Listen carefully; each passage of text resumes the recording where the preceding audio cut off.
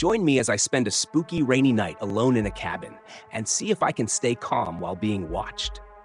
Spending a night in a cabin during a storm is a strange feeling. The wind howling, the trees creaking, and the rain pounding outside make everything seem both empty and eerie. The cabin smelled musty, the air thick with damp wood. As the rain poured down, I couldn't shake the feeling that I was completely alone, separated from everything.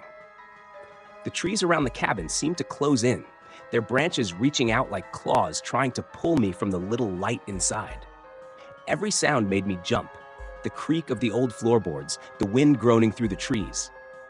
I tried reading, but my eyes kept drifting to the windows, half expecting to see someone watching me.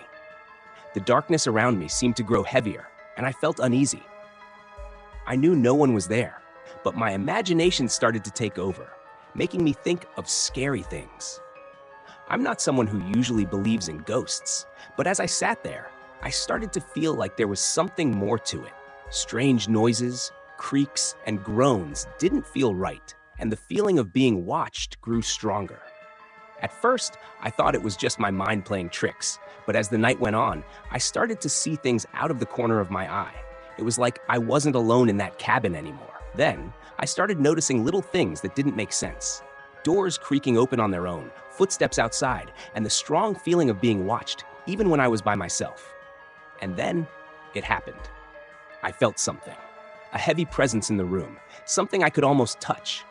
It was so strong, it made my skin crawl. I knew I was being watched, and it was nothing like I'd ever felt before. The rest of the night felt like a blur. I couldn't sleep, and my mind was racing with fear and confusion. I still don't know what happened that night, but I know it stayed with me. Even now, I still feel that sense of being watched when I'm alone.